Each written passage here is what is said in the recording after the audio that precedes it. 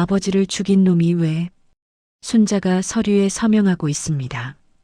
떨리는 손으로 천천히 한 획 한 획. 김영식의 유언장이었습니다. 500억 원 중 150억을 순자에게, 350억을 딸 지은에게 상속한다는 내용이었죠. 그런데 이 김영식이라는 사람은 30년 전 순자의 남편 박철수를 죽음으로 몰아넣은 바로 그 남자였습니다. 1995년 겨울 아파트 현관문에 붙은 빨간 딱지. 법원 압류. 그날 밤 내린 눈처럼 차가웠던 철수의 빈소. 도대체 왜 순자는 그 남자의 유언장에 서명하고 있는 걸까요? 이 모든 이야기는 6개월 전부터 시작되었습니다. 2024년 5월 어느 화창한 봄날이었죠. 김지은은 어머니를 모시고 서울 대병원에 갔습니다. 순자의 정기 검진 날이었거든요. 80세인 순자는 다행히 큰 병 없이 건강한 편이었습니다.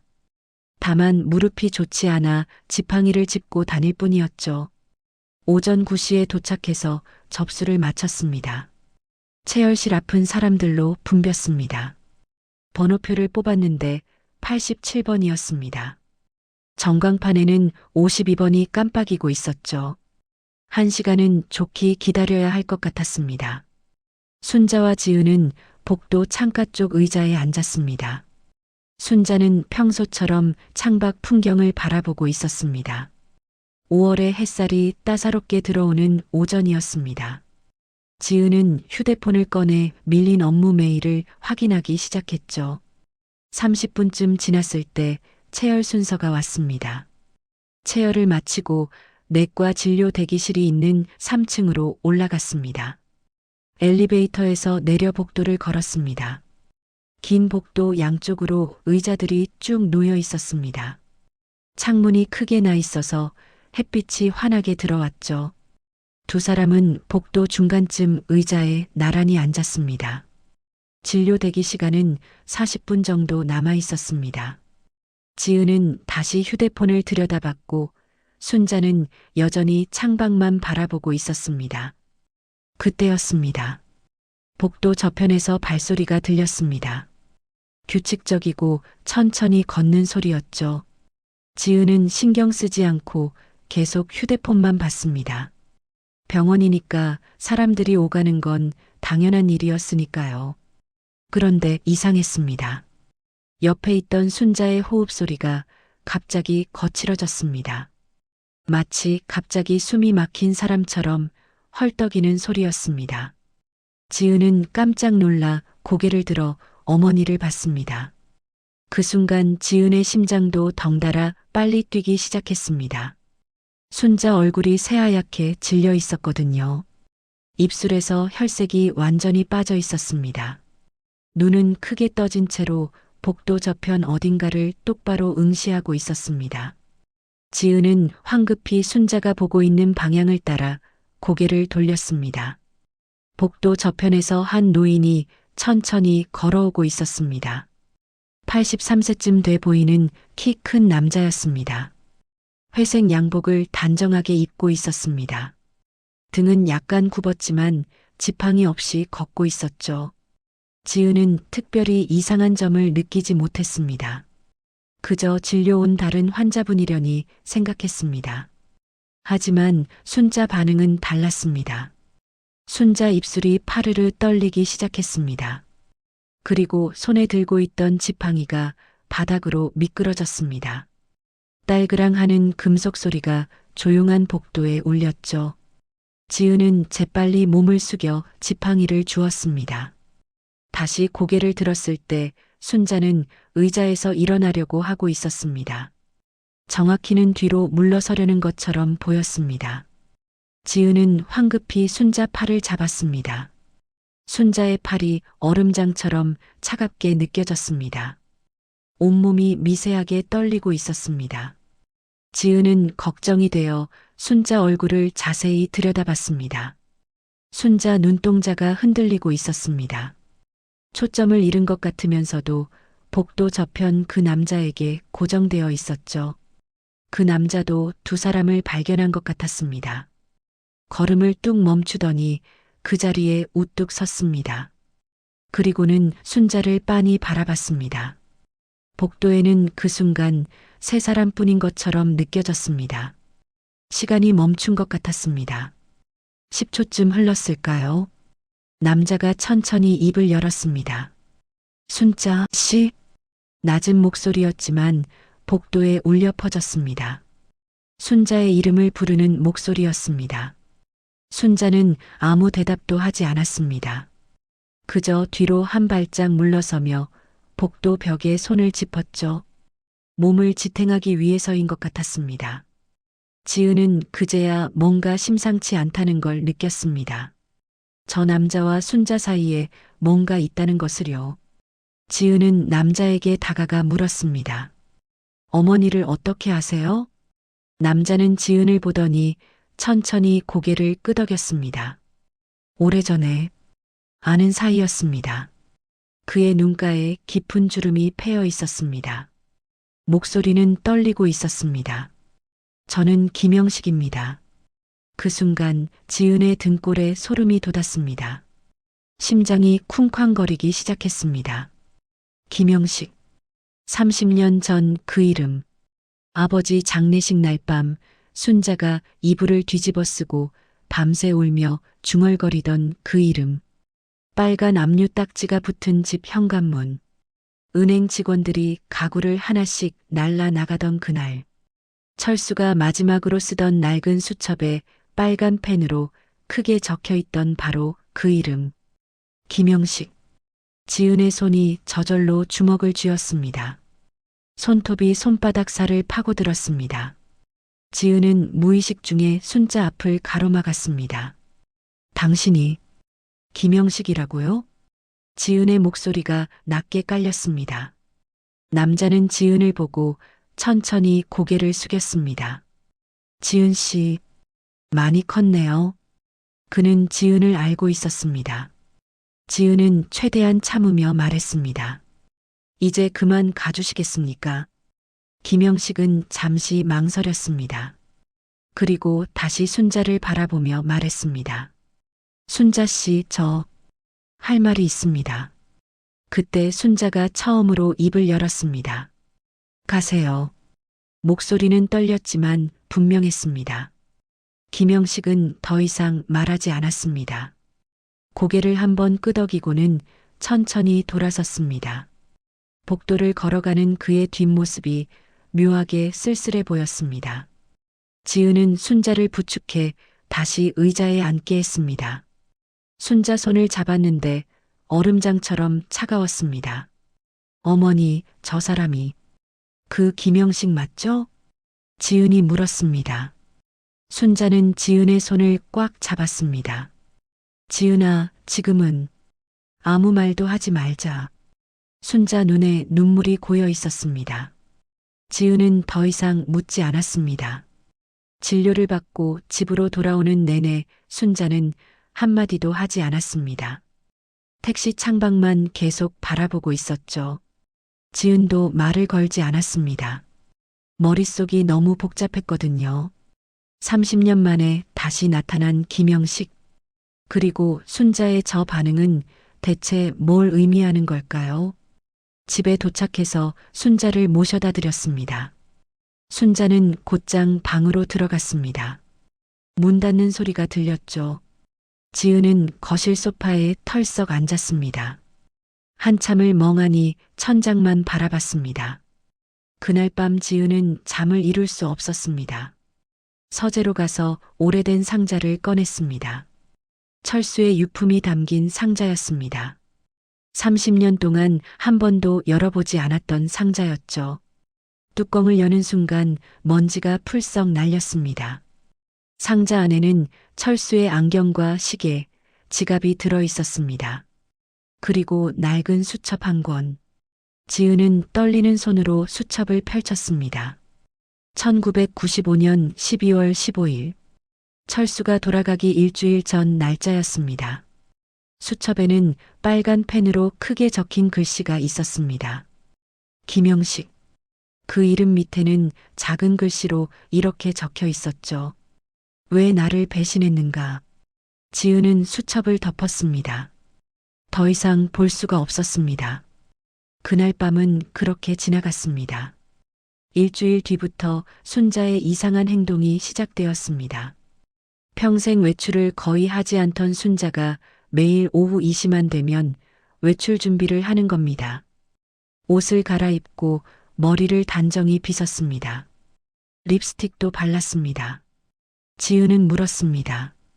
어머니, 어디 가세요? 산책 좀 하고 올게. 순자가 대답했습니다. 하지만 순자는 평생 산책을 싫어했습니다. 지은은 수상하다고 생각했습니다. 3일째 되는 날 지은은 순자를 몰래 따라가 보기로 했습니다. 순자가 집을 나서자 지은도 뒤따라 나갔습니다. 50m 정도 거리를 두고 따라갔죠. 순자는 집 근처 공원으로 갔습니다. 평소엔 절대 가지 않던 곳이었습니다. 공원 입구 벤치에 앉았습니다. 그리고는 누군가를 기다리는 것처럼 주변을 두리번거렸죠. 지은은 공원 반대편 나무 뒤에 숨어서 지켜봤습니다. 15분쯤 지났을 때였습니다. 공원 반대편 입구에서 한 남자가 걸어 들어왔습니다. 회색 양복을 입은 키 큰 노인, 김영식이었습니다. 지은이 손에 들고 있던 커피잔이 그대로 땅에 떨어졌습니다. 순자와 김영식이 공원 벤치에 나란히 앉았습니다. 이 모든 일의 시작은 1965년으로 거슬러 올라갑니다. 그해 봄 서울 명동이었죠. 당시 명동은 젊은이들로 가득한 거리였습니다. 다방마다 대학생들과 예술가들이 몰려들었습니다. 재즈 음악이 흘러나오고 담배 연기가 자욱한 곳이었죠. 그 중에서도 은하수 다방은 특히 유명했습니다. 서울대학교 학생들이 자주 찾는 곳이었거든요. 1965년 4월 7일 오후 3시, 20세의 박순자는 간호학교 동기들과 함께 그 다방에 들어섰습니다. 순자는 키가 작은 편이었습니다. 155cm 정도였죠. 하지만 자세가 반듯했습니다. 간호학교에서 배운 걸음걸이였습니다. 그날 순자는 남색 원피스를 입고 있었습니다. 어머니가 손수 지어준 옷이었죠. 머리는 단정하게 뒤로 묶었습니다. 간호학생다운 깔끔한 모습이었습니다. 다방 안은 사람들로 붐볐습니다. 빈 테이블이 거의 없었죠. 순자와 친구 셋은 한참을 두리번거리다가 겨우 구석 자리 하나를 발견했습니다. 4인용 테이블이었는데 이미 한 남자가 앉아 있었습니다. 키가 큰 대학생으로 보이는 청년이었습니다. 검은 뿔테 안경을 쓰고 책을 읽고 있었죠. 순자의 친구가 조심스럽게 다가갔습니다. 자리가 없는데 같이 앉아도 되겠냐고 물었습니다. 청년은 고개를 들었습니다.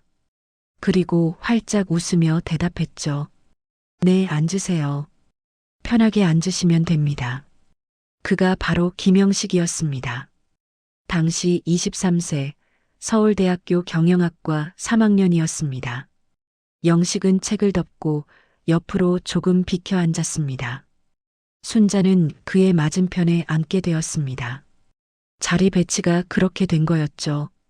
웨이터가 와서 주문을 받았습니다. 순자는 레몬차를 주문했습니다. 커피는 너무 써서 못 마셨거든요. 영식은 아메리카노를 주문했습니다. 설탕도 프림도 넣지 않는 블랙 커피였습니다. 음료가 나오길 기다리는 동안 자연스럽게 대화가 시작되었습니다. 영식이 먼저 말을 걸었습니다. 어느 학교 다니세요? 순자의 친구가 대답했죠. 적십자 간호학교 1학년이에요. 영식은 고개를 끄덕이며 말했습니다. 멋진 직업이네요. 순자는 그저 웃기만 했습니다. 말을 잘 못하는 성격이었거든요. 영식은 자신도 소개했습니다. 저는 서울대 경영학과 다니고 있어요. 순자의 친구들이 관심을 보였습니다. 졸업하면 뭐 할 거냐고 물었죠. 아버지 회사를 도울 생각입니다. 영식은 겸손하게 대답했습니다. 대화는 계속 이어졌습니다. 영식이 읽고 있던 책 이야기가 나왔습니다. 해밍웨이의 노인과 바다였습니다. 순자는 그 책을 읽어본 적이 있었습니다. 학교 도서관에서 빌려 읽었죠. 순자가 처음으로 입을 열었습니다. 저도 그 책 읽어봤어요. 재밌더라고요. 영식의 눈이 반짝였습니다. 순자를 다시 쳐다봤습니다. 지금까지 조용히만 있던 소녀가 갑자기 말을 한 거였죠. 어느 부분이 좋으셨어요? 영식이 물었습니다. 순자는 잠시 생각하다 대답했습니다.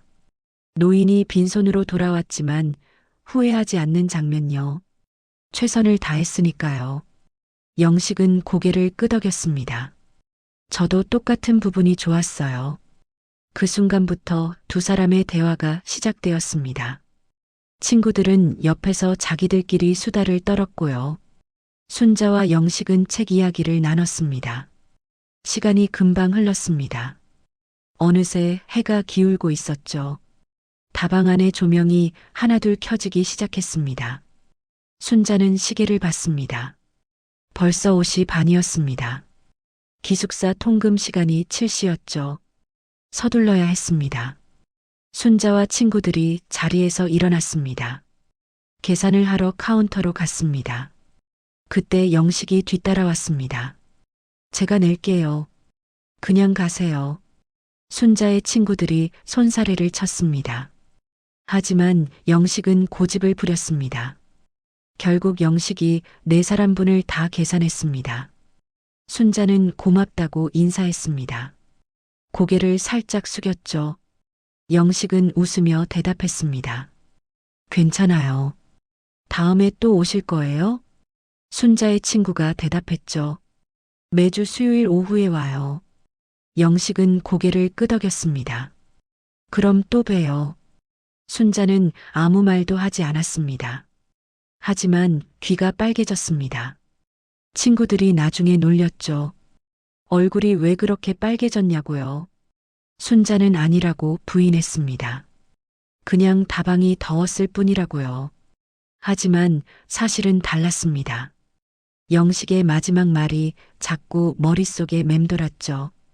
또 보자는 그 말이요. 일주일이 지났습니다. 다음 수요일 오후였습니다. 순자와 친구들은 또 은하수 다방에 갔습니다.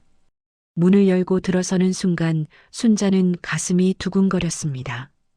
혹시 그 사람이 있을까 해서요. 하지만 영식은 보이지 않았습니다. 순자는 실망했습니다. 겉으로는 내색하지 않았지만요. 그냥 평소처럼 자리에 앉아 레몬차를 주문했죠. 친구들과 이야기를 나누고 있었습니다. 30분쯤 지났을까요? 다방 문이 열렸습니다. 영식이 들어왔습니다. 순자는 심장이 쿵 내려앉는 것 같았습니다. 영식은 주변을 둘러보다가 순자를 발견했습니다. 환하게 웃었습니다. 그리고는 곧장 순자 테이블로 걸어왔죠. 여기 앉아도 될까요? 영식이 물었습니다. 순자의 친구들이 환영했습니다. 영식은 순자 옆자리에 앉았습니다. 지난주보다 가까운 거리였죠. 그날부터 매주 수요일은 특별한 날이 되었습니다.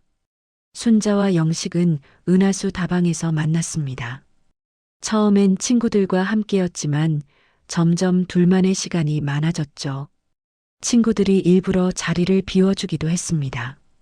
두 사람은 많은 이야기를 나눴습니다. 영식은 자신의 꿈에 대해 말했습니다. 순자는 영식의 이야기를 들으며 고개를 끄덕였습니다. 눈을 반짝이며 듣는 순자를 보면서 영식은 더 열심히 이야기했습니다. 순자도 자신의 꿈을 말했습니다. 저는 훌륭한 간호사가 되고 싶어요. 아픈 사람들을 돕고 싶어요. 영식은 순자의 손을 살짝 잡았습니다. 꼭 그렇게 될 거예요. 순자는 손을 빼지 않았습니다. 그저 고개를 숙였을 뿐이었죠. 석 달이 지났습니다. 1965년 7월이었습니다. 영식은 순자에게 정식으로 고백했습니다. 한강 백사장에서였죠. 당시엔 한강에 다리가 많지 않았습니다. 백사장이 넓게 펼쳐져 있었죠. 저녁 노을이 아름다운 날이었습니다. 두 사람은 백사장에 나란히 앉아 있었습니다. 영식이 먼저 말을 꺼냈습니다. 순자 씨, 저를 좋아하세요? 순자는 대답하지 않았습니다. 그저 모래를 손으로 만지작거렸습니다. 영식이 다시 말했습니다. 저는 순자 씨가 정말 좋아요. 순자의 손이 멈췄습니다. 심장이 너무 빨리 뛰었습니다. 영식이 순자의 손을 잡았습니다. 이번엔 확실하게 잡았습니다. 순자는 고개를 들었습니다. 영식을 똑바로 봤죠. 영식의 눈이 진지했습니다. 순자는 고개를 끄덕였습니다. 작게, 아주 작게요. 하지만 영식은 알아챘습니다. 환하게 웃었습니다. 그리고 순자를 꼭 안았죠. 순자는 처음엔 놀라 몸을 굳혔습니다. 하지만 곧 긴장을 풀었습니다. 영식의 품에 얼굴을 묻었죠. 그렇게 두 사람의 사랑이 시작되었습니다. 1년 동안 두 사람은 행복했습니다. 매주 만났고 편지도 주고받았죠. 영식은 순자에게 작은 선물들을 자주 줬습니다. 손수건, 머리핀, 목걸이 같은 것들이었습니다. 순자는 영식에게 직접 짠 목도리를 선물했습니다. 겨울 내내 손이 트도록 짠 목도리였죠. 영식은 그 목도리를 매일 했습니다. 두 사람은 결혼을 약속했습니다. 졸업하고 제가 일 좀 배우면 결혼해요. 영식이 말했습니다. 1967년쯤이면 가능할 거예요. 순자는 행복했습니다. 태어나서 이렇게 행복한 적이 없었죠. 하지만 세상 일은 항상 계획대로 되지 않습니다. 1966년 가을, 영식의 아버지 회사에 문제가 생겼습니다. 거래처가 부도를 내면서 연쇄적으로 타격을 받은 거였죠. 빚이 쌓이기 시작했습니다. 영식은 아버지를 도와야 했습니다. 학교를 휴학하고 회사 일을 배우기 시작했습니다. 순자와 만나는 시간도 줄어들었습니다. 한 달에 한두 번 정도만 볼 수 있었죠. 순자는 걱정했지만 내색하지 않았습니다. 영식이 힘들 텐데 자기까지 짐이 되면 안 된다고 생각했거든요. 그렇게 1년이 흘렀습니다. 1967년 가을이었습니다. 영식의 아버지 회사는 결국 부도 직전까지 갔습니다. 영식은 밤낮 없이 일했습니다. 거래처를 찾아다니고 은행에 대출을 받으러 다녔죠. 겨우겨우 회사를 살려냈습니다. 하지만 그 과정에서 영식은 많은 것을 잃었습니다. 대학 졸업도 포기했고요. 건강도 나빠졌죠. 그리고 순자와의 시간도 거의 없어졌습니다. 석 달 동안 단 한 번도 만나지 못했습니다. 편지만 주고받았죠. 순자는 기다렸습니다. 영식을 믿었으니까요. 하지만 순자의 집안에도 문제가 생겼습니다. 순자의 어머니가 쓰러진 거였습니다. 병원에 가보니 심장병이었습니다. 수술을 하셔야 합니다. 의사가 말했죠. 돈이 많이 필요했습니다. 하지만 순자네 집은 가난했습니다. 수술비를 마련할 방법이 없었습니다. 그때 순자 어머니의 지인이 중매를 들고 왔습니다. 박철수라는 남자였습니다. 10살 연상의 공무원이었죠. 수술비를 당장 지원해 줄 수 있대요. 순자 어머니가 말했습니다.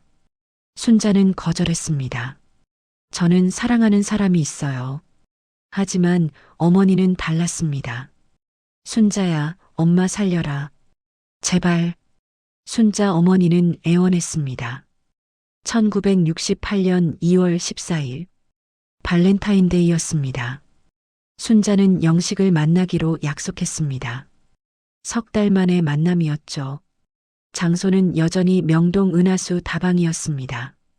순자는 일찍 도착했습니다. 오후 2시 약속인데 1시 반에 도착했죠. 손에는 작은 상자가 들려 있었습니다. 영식에게 줄 선물이었습니다. 직접 짠 장갑이었죠. 겨울 내내 틈틈이 짠 거였습니다. 순자는 구석자리에 앉아 기다렸습니다. 레몬차를 주문했습니다. 하지만 한 모금도 마시지 못했습니다. 손이 너무 떨렸거든요. 오늘 해야 할 말이 있었으니까요. 2시가 되었습니다. 영식이 들어왔습니다. 순자는 가슴이 철렁했습니다. 영식이 너무 야위어 있었거든요. 석 달 전보다 10kg은 빠진 것 같았습니다. 얼굴도 헬쑥했습니다. 눈 밑에 다크서클이 짙게 내려앉아 있었죠. 영식은 순자를 보자 환하게 웃었습니다. 하지만 그 웃음도 예전 같지 않았습니다. 순자 씨, 오랜만이에요. 정말 보고 싶었어요. 영식이 순자 맞은편에 앉으며 말했습니다. 순자는 고개를 끄덕였습니다. 아무 말도 할 수 없었습니다. 목이 막혔거든요. 영식이 커피를 주문했습니다. 여전히 블랙커피였습니다. 두 사람은 잠시 침묵했습니다. 영식이 먼저 말을 꺼냈습니다. 회사가 이제 좀 안정됐어요. 최악의 고비는 넘겼어요. 순자는 고개를 숙였습니다. 눈물이 나올 것 같았거든요. 영식이 순자의 손을 잡았습니다. 순자 씨, 어디 아파요? 손이 너무 차가운데. 순자는 고개를 저었습니다. 영식은 걱정스러운 표정으로 순자를 바라봤습니다. 순자는 가방에서 작은 상자를 꺼냈습니다. 영식에게 내밀었죠. 이거 드리려고 만들었어요. 영식이 상자를 받아 열었습니다. 안에는 회색 장갑 한 켤레가 들어 있었죠. 직접 만드신 거예요? 고마워요. 평생 간직할게요. 영식의 얼굴이 환해졌습니다. 순자는 입술을 깨물었습니다. 이제 말해야 했습니다. 더 이상 미룰 수 없었죠. 영식 씨. 순자가 천천히 입을 열었습니다. 예전처럼 이름만 부른 게 아니었죠. 존댓말을 쓴 거였습니다. 영식은 이상하다는 듯 순자를 봤습니다. 이제 그만 만나야 할 것 같아요. 순자가 말했습니다. 영식의 표정이 굳었습니다. 무슨 소리예요, 순자 씨? 무슨 일 있어요? 순자는 대답하지 않았습니다. 그저 고개만 숙이고 있었습니다. 순자 씨, 같이 해결해요. 무슨 문제든 제가 도와줄게요. 영식이 다시 물었습니다. 순자는 고개를 저었습니다. 다른 사람을 만나기로 했어요. 선을 봤어요. 영식의 얼굴에서 혈색이 싹 빠졌습니다. 장갑을 낀 손이 떨렸습니다. 누구예요? 석 달 사이에 대체 무슨 일이? 영식의 목소리가 떨렸습니다. 모르는 분이에요. 결혼하기로 했어요. 순자가 대답했습니다. 영식은 테이블을 움켜쥐었습니다. 손등에 핏줄이 튀어나왔습니다. 거짓말이죠? 순자 씨가 그럴 리 없어요. 순자는 가방에서 작은 상자를 하나 더 꺼냈습니다. 영식이 예전에 준 목걸이가 들어 있었죠. 순자는 그걸 테이블 위에 놓았습니다. 돌려드려요. 영식은 목걸이를 보지도 않았습니다. 그저 순자만 바라봤습니다. 눈이 충혈되어 있었죠. 순자는 자리에서 일어났습니다.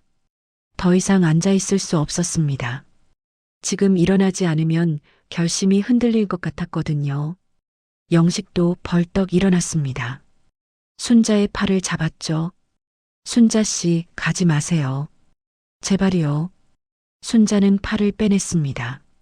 힘을 줘서 빼냈습니다. 그리고 돌아섰죠. 다방 문을 향해 걸어갔습니다. 순자 씨, 영식이 뒤에서 불렀습니다. 하지만 순자는 돌아보지 않았습니다. 문을 열고 나갔습니다. 밖에는 눈이 내리고 있었습니다. 2월의 마지막 눈이었죠. 순자는 눈 속을 걸었습니다. 한 블록, 두 블록. 다방에서 멀어질수록 다리에 힘이 빠졌습니다. 골목 모퉁이를 돌자마자 순자는 벽에 기댔습니다. 그리고 주저앉았죠. 눈물이 쏟아졌습니다. 소리내어 울었습니다. 가슴이 너무 아팠거든요. 찢어지는 것 같았습니다. 하지만 이럴 수밖에 없었습니다. 순자 어머니의 수술비 500만 원. 당시로는 엄청난 거금이었습니다. 박철수는 그 돈을 당장 마련해 줄 수 있다고 했죠. 순자는 선택해야 했습니다. 어머니의 생명과 자신의 사랑 사이에서요. 결국 어머니를 택했습니다. 한참을 그렇게 앉아 있었습니다. 눈이 옷과 머리카락에 쌓였습니다. 온몸이 젖었죠. 해가 기울기 시작했습니다. 순자는 그제야 일어났습니다. 집으로 돌아가야 했으니까요. 그날 밤 순자는 병실에서 어머니 옆에 앉아 있었습니다. 순자 어머니는 잠들어 있었습니다. 순자는 어머니의 손을 잡았죠. 주름진 손이었습니다. 평생 바느질을 해서 굳은 살이 박힌 손이었습니다. 순자는 속으로 다짐했습니다. 절대 후회하지 않겠다고요. 한 달 뒤 순자는 박철수와 결혼했습니다. 작은 예식장에서 조촐하게 치렀습니다. 하객도 많지 않았죠. 순자는 웨딩드레스 대신 한복을 입었습니다.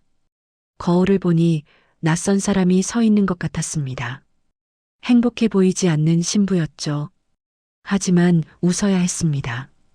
철수는 착한 사람이었거든요. 순자를 진심으로 사랑했습니다. 순자 씨, 행복하게 해줄게요. 철수가 말했습니다. 순자는 고개를 끄덕였습니다. 1년 뒤인 1969년 딸 지은이 태어났습니다. 순자는 지은을 보면서 생각했습니다. 이제 정말 새로운 인생이구나. 영식은 잊어야 한다고요. 순자는 영식과 관련된 모든 것을 버렸습니다. 편지도 태웠고요. 사진도 찢었습니다. 선물도 다 버렸죠. 단 하나만 빼고요. 영식이 준 목걸이만은 버리지 못했습니다. 다방에서 돌려줬지만 영식이 받지 않았거든요. 순자는 그 목걸이를 옷장 깊숙한 곳에 숨겨뒀습니다. 평생 꺼내보지 않을 작정이었습니다. 하지만 가끔 밤에 잠이 안 올 때면 생각했죠. 영식은 잘 지내고 있을까? 행복할까? 한편 영식도 순자를 잊으려 애썼습니다. 회사 일에만 몰두했습니다. 밤낮 없이 일했죠. 1년 만에 회사를 정상화시켰습니다. 아버지보다 더 뛰어난 경영 수완을 보였습니다.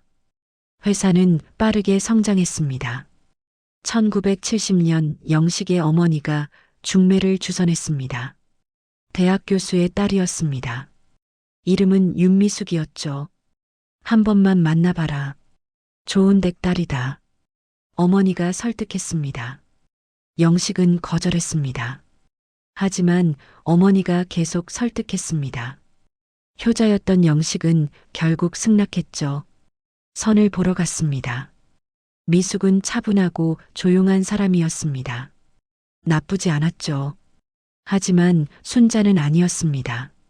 그해 가을 영식과 미숙은 결혼했습니다. 큰 호텔에서 성대하게 치렀습니다. 하객이 300명이 넘었죠. 영식은 턱시도를 입고 서 있었습니다. 웃고 있었지만 눈은 웃지 않았습니다. 미숙도 알고 있었습니다. 영식의 마음속에 다른 사람이 있다는 걸요. 결혼 생활은 평범했습니다. 특별히 행복하지도 불행하지도 않았습니다. 아들이 하나 태어났습니다. 이름은 준호였죠. 아들이에요. 건강합니다. 의사가 말했습니다. 영식은 아들을 보면서 책임감을 느꼈습니다. 회사는 계속 성장했습니다. 1980년대가 되자 중견기업으로 자리 잡았습니다. 영식은 성공한 사업가가 되었죠. 돈도 많이 벌었고 명예도 얻었습니다. 하지만 마음 한구석은 늘 비어 있었습니다. 순자를 잊을 수가 없었거든요. 가끔 명동을 지나칠 때면 은하수 다방을 찾았습니다. 하지만 이미 문을 닫은 지 오래였습니다. 다른 가게가 들어서 있었죠. 영식은 그 앞을 지나가며 생각했습니다. 순자는 어디서 뭘 하고 있을까? 행복하게 살고 있을까? 그렇게 세월은 흘렀습니다. 10년, 20년, 30년. 두 사람은 각자의 삶을 살았습니다. 서로를 잊으려 애쓰면서도 잊지 못한 채로요. 그리고 2024년 5월, 서울대병원 복도에서 두 사람은 다시 만났습니다. 60년 만의 재회였죠. 1995년 가을이었습니다. 박철수는 57세가 되어 있었습니다. 서울 구로구의 작은 섬유 공장을 운영하고 있었죠. 직원은 20명 정도였습니다. 크지 않은 규모였지만 안정적이었습니다. 30년 가까이 성실하게 일한 결과였죠. 철수는 만족하며 살았습니다. 욕심이 많지 않은 사람이었거든요. 가족이 건강하고 빚 없이 사는 게 행복이었습니다. 딸 지은은 26세가 되었습니다. 대학을 졸업하고 은행에 취직했습니다. 순자는 53세였습니다. 여전히 조용하고 차분한 사람이었습니다. 공장 회계 일을 도우며 남편을 내조했죠. 철수와의 결혼 생활은 평온했습니다. 사랑은 아니었지만 편안함은 있었습니다. 그해 9월의 어느 날이었습니다. 철수가 저녁 식사 자리에서 말했습니다. 오늘 대학 동창을 만났어요. 순자는 별 생각 없이 고개를 끄덕였습니다. 그 친구가 지금 중견기업 사장이래요. 우리 사업을 도와줄 수 있을 것 같아요. 철수가 계속 말했습니다. 순자는 무심코 물었습니다. 누군데요? 철수가 대답했습니다. 김영식이라고 기억나요? 대학 때 친했던 친구예요. 순자의 손에서 숟가락이 떨어졌습니다. 괜찮아요? 철수가 놀라 물었습니다. 네, 손이 미끄러졌어요. 순자는 대답했습니다. 하지만 손은 떨리고 있었습니다. 철수는 눈치채지 못했습니다. 계속 이야기를 이어갔죠. 영식이 제안을 했다고요. 공동 투자로 사업을 확장하자고 했대요. 철수는 고민 중이었습니다. 그 사람을 믿을 수 있어요? 순자가 조심스럽게 물었습니다. 물론이죠. 대학 때부터 알던 친구예요. 착하고 성실한 사람이었어요. 철수는 고개를 끄덕였습니다. 순자는 더 이상 말하지 않았습니다. 뭐라고 말할 수가 없었습니다. 영식이 철수의 친구였다는 사실에 충격을 받았거든요. 그날 밤 순자는 잠을 이룰 수 없었습니다. 30년 전 그 사람이 다시 나타난 거였습니다. 그것도 남편의 사업 파트너로요. 다음 날 철수는 영식을 집으로 초대했습니다. 저녁 식사 함께해요. 부인도 소개하고 싶고요. 철수가 말했습니다. 순자는 거절하고 싶었습니다. 하지만 거절할 명분이 없었습니다. 저녁 7시 초인종이 울렸습니다. 철수가 현관으로 갔습니다. 순자는 부엌에 서 있었죠. 문이 열리는 소리가 들렸습니다. 영식아, 어서 와. 철수의 반가운 목소리가 들렸습니다. 그리고 낮은 남자 목소리가 들렸죠. 초대해줘서 고마워요. 영식의 목소리였습니다. 순자는 심호흡을 했습니다. 앞치마를 벗고 거실로 나갔습니다. 영식이 서 있었습니다. 30년 만에 보는 모습이었죠. 머리는 반쯤 휘어져 있었습니다. 주름도 깊었습니다. 하지만 여전히 키가 컸고 자세가 꼿꼿했죠. 영식도 순자를 봤습니다. 두 사람의 시선이 마주쳤습니다. 1초, 2초, 3초. 영식의 눈이 흔들렸습니다. 순자는 재빨리 고개를 숙였습니다. 처음 뵙겠습니다. 인사를 했죠. 안녕하세요. 김영식입니다. 영식도 인사를 했습니다. 목소리가 약간 떨렸습니다. 철수는 두 사람을 식탁으로 안내했습니다. 순자가 준비한 음식들이 차려져 있었죠. 세 사람은 자리에 앉았습니다. 철수와 영식은 마주보고 앉았고요. 순자는 철수 옆에 앉았습니다. 식사가 시작되었습니다. 철수는 대학 시절 이야기를 꺼냈습니다. 영식은 웃으며 맞장구를 쳤습니다. 하지만 가끔 순자를 쳐다봤습니다. 순자는 고개를 숙이고 있었습니다. 밥을 먹는 척했지만 목으로 넘어가지 않았습니다. 철수가 본론을 꺼냈습니다. 그래서 그 사업 이야기 좀 더 들려줘요. 영식이 서류를 꺼냈습니다. 사업 계획서였습니다. 섬유 사업을 확장하는 계획이었습니다. 중국에서 원단을 대량으로 수입해서 국내 업체들에게 공급하는 거였습니다. 초기 투자금은 50억 원이 필요했습니다. 제가 30억을 대고 철수 형이 20억을 대는 구조예요. 영식이 설명했습니다. 철수는 고민스러운 표정이었습니다. 20억은 큰 돈이었거든요. 위험하지 않아요. 제 회사가 보증을 서겠습니다. 영식이 말했습니다. 철수는 순자를 봤습니다. 당신은 어떻게 생각해요? 순자는 대답하기 어려웠습니다. 영식을 믿을 수 있는지 확신이 없었거든요. 신중하게 생각해봐요. 순자는 조심스럽게 말했습니다. 하지만 철수는 이미 마음을 정한 것 같았습니다. 그날 저녁 영식이 집을 떠나기 전이었습니다.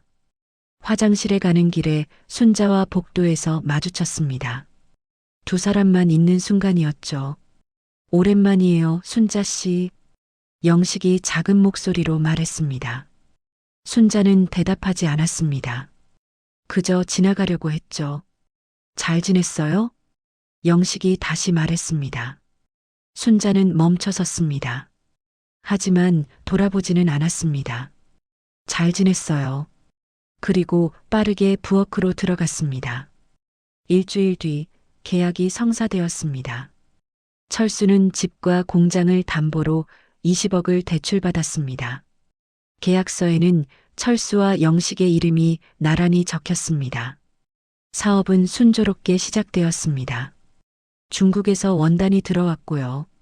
국내 거래처들과 계약도 맺었죠. 첫 석 달은 잘 굴러갔습니다. 수익도 나기 시작했습니다. 철수는 안심했죠. 하지만 11월부터 문제가 생겼습니다. 중국 거래처가 갑자기 공급을 중단한 거였습니다. 대금 미납이 이유래요. 철수는 당황했습니다. 대금은 영식 회사에서 지불하기로 되어 있었거든요. 영식아, 무슨 일이야? 철수가 전화를 걸었습니다. 하지만 연락이 되지 않았습니다.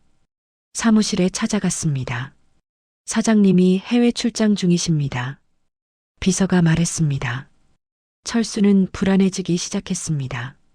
국내 거래처들이 원단을 요구했습니다. 하지만 중국에서 공급이 안 되니 줄 수가 없었죠. 철수는 자기 돈으로 위약금을 냈습니다. 5억 원이었죠. 일주일 뒤 영식에게서 전화가 왔습니다. 미안해요, 철수 형. 회사 사정이 좀 어려워요. 영식이 말했습니다. 철수는 믿었습니다. 친구니까요. 하지만 상황은 나아지지 않았습니다. 오히려 악화되었습니다. 12월 초 은행에서 연락이 왔습니다. 김영식 씨 회사가 부도 위기입니다. 박철수 씨도 영향을 받습니다. 담당 직원이 말했습니다. 철수는 청천벽력 같았습니다. 급히 은행으로 달려갔습니다. 영식 씨 회사가 50억 원의 부채를 갚지 못하고 있어요. 철수 씨가 공동 보증을 서셨죠. 직원이 설명했습니다. 저는 20억만 투자했어요. 철수가 말했습니다. 하지만 계약서를 보니 달랐습니다. 철수 명의로 50억 대출이 실행되어 있었습니다. 영식의 회사가 보증을 선 게 아니라 철수가 주채무자였던 거였습니다. 계약서를 다시 들여다봤습니다. 작은 글씨로 적혀 있었습니다. 철수가 대충 읽고 서명한 부분이었죠. 철수는 그 자리에 주저앉았습니다. 속았다는 걸 깨달은 거였습니다. 집으로 돌아왔습니다. 순자, 우리 큰일 났어요. 철수가 순자에게 모든 걸 말했습니다. 순자는 아무 말도 하지 않았습니다. 그저 창밖만 바라봤죠. 다음 날부터 빚쟁이들이 찾아왔습니다. 문을 두드리고 소리를 질렀습니다. 철수는 견딜 수 없었습니다. 영식을 찾아갔습니다. 회사에 갔지만 이미 텅 비어 있었습니다. 철수는 경찰에 신고했습니다. 하지만 소용없었습니다. 법적으로는 철수가 채무자였습니다. 12월 15일 법원 압류 통지서가 날아왔습니다. 집과 공장이 모두 압류되었습니다. 빨간 딱지가 현관문에 붙었죠. 이웃들이 수군거렸습니다. 지은은 직장에서 퇴근하고 집에 왔다가 그 광경을 봤습니다. 아빠, 눈물이 났죠. 미안하다, 지은아. 아빠가 잘못했어. 철수가 말했습니다. 며칠 뒤 은행 직원들이 찾아왔습니다. 집안의 물건들을 하나씩 옮기기 시작했죠. TV, 냉장고, 소파. 26년 동안 모은 살림살이가 트럭에 실렸습니다. 순자는 그 광경을 지켜봤습니다. 표정이 없었습니다. 철수는 방 안에 혼자 앉아 있었습니다. 오래된 수첩을 꺼내 뭔가를 적고 있었습니다. 빨간 펜으로 크게 이름을 적었죠. 김영식. 그 밑에 작은 글씨로 적었습니다. 왜 나를 배신했는가? 왜 우리 가족을 이렇게 만들었는가? 이유를 알고 싶다. 철수는 수첩을 덮었습니다. 창밖을 바라봤습니다. 눈이 내리고 있었습니다. 12월 22일 아침이었습니다. 철수가 집을 나섰습니다. 잠깐 다녀올게요. 순자에게 말했죠. 그게 마지막 대화였습니다. 저녁이 되어도 철수는 돌아오지 않았습니다. 밤 10시 경찰에게서 전화가 왔습니다. 한강 다리에서 투신한 분이 계십니다. 신원 확인 부탁드립니다. 순자와 지은은 영안실로 갔습니다. 차가운 철판 위에 철수가 누워 있었습니다. 아빠, 지은이 소리쳤습니다. 순자는 무너졌습니다. 30년 가까이 함께 산 사람이었습니다. 사랑하지는 않았지만 소중한 사람이었죠. 장례식은 초라했습니다. 친척 몇 명만 왔습니다. 사흘간의 장례를 치렀습니다. 순자는 눈물을 흘리지 않았습니다. 눈물이 나오지 않았습니다. 장례를 치르고 집을 나와야 했습니다. 갈 곳이 없었습니다. 지은의 원룸으로 들어갔죠. 좁은 방에서 모녀가 함께 살게 되었습니다. 순자는 매일 밤 악몽을 꿨습니다. 철수가 나타나서 물었죠.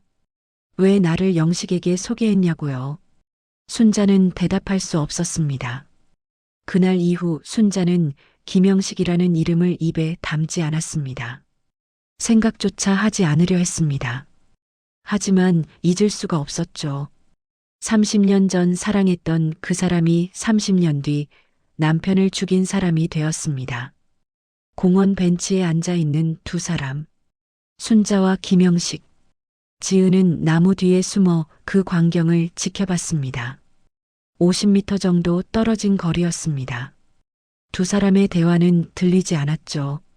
하지만 몸짓은 보였습니다. 순자는 고개를 숙이고 있었습니다. 영식은 순자를 바라보고 있었죠. 10분쯤 지났을까요? 영식이 손을 내밀었습니다. 순자의 손을 잡으려는 것 같았습니다. 하지만 순자는 손을 뺐습니다. 고개를 저었죠. 영식은 손을 거두었습니다. 다시 한참을 그렇게 앉아 있었습니다. 지은은 주먹을 꽉 쥐고 있었습니다. 손톱이 손바닥에 박혔지만 아프지 않았습니다. 분노가 너무 컸거든요. 30분이 지나고 두 사람이 일어났습니다. 각자 다른 방향으로 걸어갔습니다. 영식은 공원 동쪽 출구로 갔고요. 순자는 서쪽 출구로 갔죠. 지은은 순자를 따라갔습니다. 순자는 천천히 집으로 돌아왔습니다. 지팡이를 짚고 한 걸음 한 걸음. 뒷모습이 왠지 쓸쓸해 보였습니다. 지은은 순자보다 먼저 집에 도착했습니다. 소파에 앉아 어머니를 기다렸죠. 현관문이 열렸습니다. 순자가 들어왔습니다. 지은을 보고 놀랐죠. 지은아, 언제 왔니? 순자가 물었습니다. 지은은 대답하지 않았습니다. 그냥 순자를 빤히 바라봤습니다. 순자는 시선을 피했습니다. 신발을 벗고 거실로 들어왔죠. 어디 다녀오셨어요? 지은이 물었습니다. 산책 좀 하고 왔어. 순자가 대답했습니다. 누구랑 만났어요? 지은이 다시 물었습니다. 순자의 얼굴이 굳었습니다.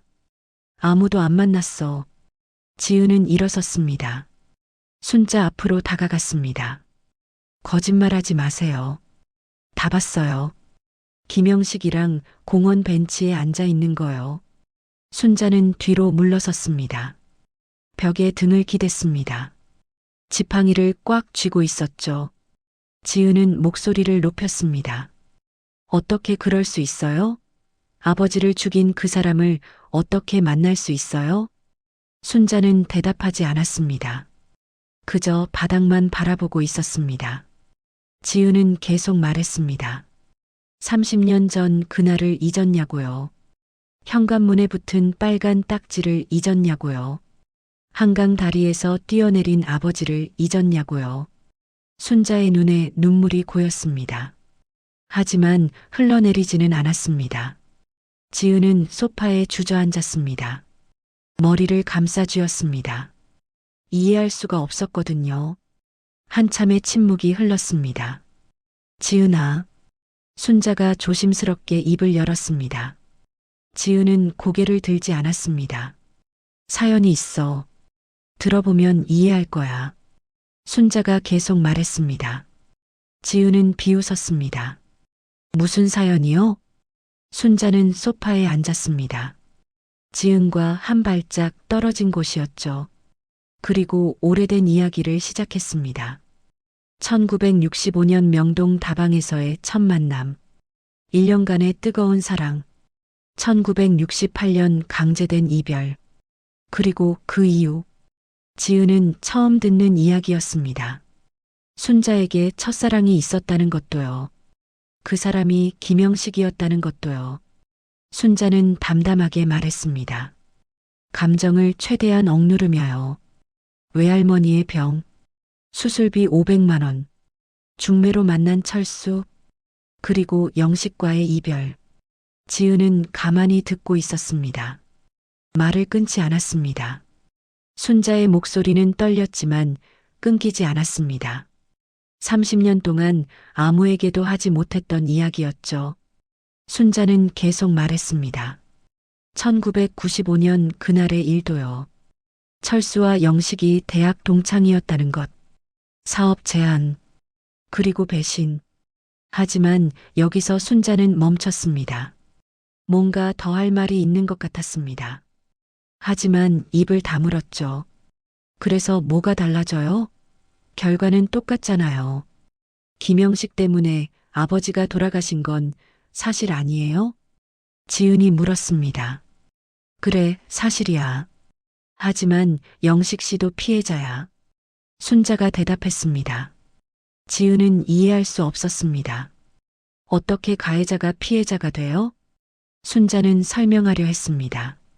하지만 지은은 듣고 싶지 않았습니다. 자리에서 벌떡 일어났죠. 방으로 들어가 버렸습니다.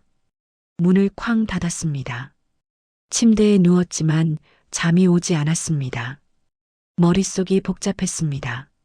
순자의 과거, 첫사랑, 강제된 결혼, 그리고 30년 뒤의 재회. 다음 날부터 지은은 순자를 미행하기 시작했습니다. 매일 오후 2시, 순자가 외출하면 뒤따라갔습니다. 순자는 매번 같은 공원으로 갔습니다. 그리고 영식을 만났죠. 월요일, 수요일, 금요일. 일주일에 3번이었습니다. 두 사람은 벤치에 앉아 이야기를 나눴습니다. 때로는 공원을 천천히 걸었습니다. 나란히 하지만 손은 잡지 않고요. 지은은 멀리서 지켜봤습니다. 카페 창가에 앉아서요. 2주가 지났습니다. 지은은 결심했습니다. 직접 김영식을 만나야겠다고요. 진실이 뭔지 확인해야겠다고 생각했죠. 어느 금요일 오후였습니다. 순자와 영식이 공원에서 만났습니다. 1시간쯤 이야기를 나누고 헤어졌죠. 지은은 영식을 따라갔습니다. 영식은 공원 근처 아파트로 들어갔습니다. 고급 아파트였죠. 지은은 아파트 입구에서 기다렸습니다. 김영식 씨가 몇 호에 사세요? 경비에게 물었습니다. 1502호요. 경비가 알려줬습니다. 지은은 엘리베이터를 타고 15층으로 올라갔습니다. 1502호 앞에 섰죠. 초인종을 눌렀습니다. 문이 열렸습니다. 영식이 서 있었습니다. 지은 씨, 저를 보고 놀랐죠. 들어가도 될까요? 지은이 물었습니다. 영식은 잠시 망설이다가 문을 열어줬습니다. 거실로 안내했죠. 깔끔하게 정리된 공간이었습니다. 하지만 왠지 쓸쓸해 보였습니다. 영식이 물을 가져왔습니다. 앉으세요. 소파를 권했습니다. 지은은 앉지 않았습니다. 서서 말했죠. 어머니를 만나지 마세요. 영식은 아무 대답도 하지 않았습니다. 그저 창밖을 바라봤습니다. 지은은 계속 말했습니다. 30년 전 일을 잊지 않았다고요. 아버지가 어떻게 돌아가셨는지 기억한다고요. 모든 게 당신 때문이라고요. 알고 있어요. 제 잘못이 맞아요. 영식이 고개를 끄덕였습니다. 하지만 오해가 있어요. 지은은 비웃었습니다. 무슨 오해요? 영식은 소파에 앉았습니다. 그리고 이야기를 시작했습니다. 1995년 그때로 돌아가는 이야기였죠. 영식의 회사도 당시 어려웠다고 했습니다. 부도 위기였다고요. 철수를 도와주고 싶었다고 합니다. 하지만 영식의 회사에는 공동 경영인이 있었습니다. 윤상철, 제 처남이었어요. 영식이 말했습니다. 상철이 계약서를 조작했다고요. 영식 모르게요. 철수를 주채무자로 만들고 50억 전액을 철수 명의로 대출받게 한 거였죠. 그 돈을 상철이 빼돌렸다고 합니다. 한 달 뒤에야 알았어요. 즉시 상철을 고소했죠. 영식이 설명했습니다. 하지만 그 사이 철수는 자살했고요. 증거가 있어요? 지은이 물었습니다. 영식은 고개를 끄덕였습니다. 서재로 가더니 서류 뭉치를 가져왔습니다. 법원 판결문이었습니다. 윤상철에 대한 횡령 및 사기 혐의 판결문이었죠. 징역 10년. 1996년 3월 선고되었습니다. 판결문에는 상세한 내용이 적혀 있었습니다. 윤상철이 계약서를 조작한 경위, 50억을 빼돌린 방법, 도박으로 탕진한 내역, 모든 게 적혀 있었습니다. 지은은 판결문을 천천히 읽었습니다. 손이 떨렸습니다. 그럼 정말 영식은 피해자였던 걸까요? 철수도 영식도 모두 윤상철의 피해자였던 걸까요? 영식이 말했습니다. 30년 동안 죄책감에 시달렸어요. 영식은 매년 순자 앞으로 돈을 보냈다고 합니다. 무기명으로요. 자기 이름을 밝히면 받지 않을 것 같아서요. 30년간 총 15억 원을 보냈어요. 영식이 말했습니다. 하지만 그것으로 철수의 목숨을 되돌릴 수는 없었죠. 영식은 평생 그 죄책감을 안고 살았다고 합니다. 그러다 6개월 전 병원에서 순자를 다시 만난 거였습니다. 60년 만에 재회였죠. 영식은 말기 췌장암 판정을 받았다고 합니다. 시한부 6개월이라고요.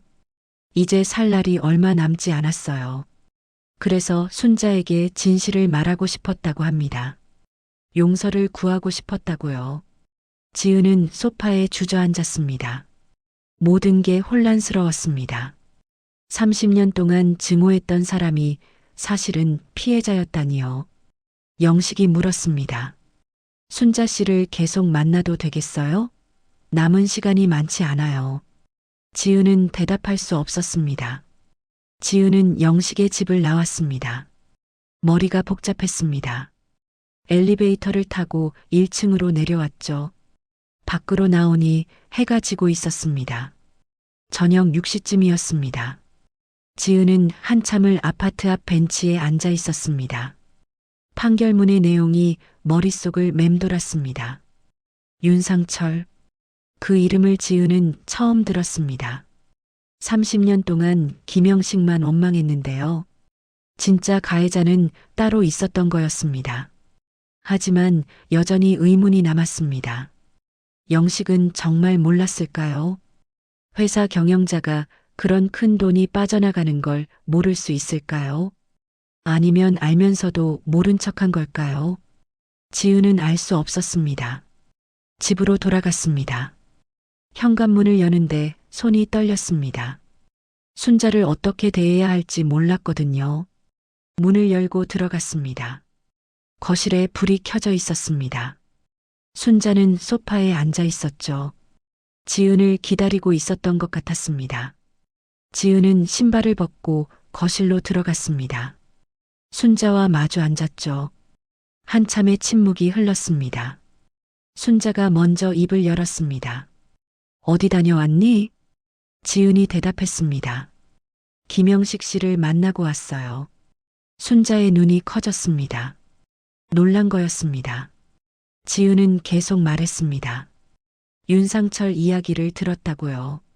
판결문도 봤다고요. 순자는 고개를 끄덕였습니다. 알고 있었던 거였습니다. 언제부터 알았어요? 지은이 물었습니다. 순자는 한참을 망설였습니다. 그리고 천천히 입을 열었습니다.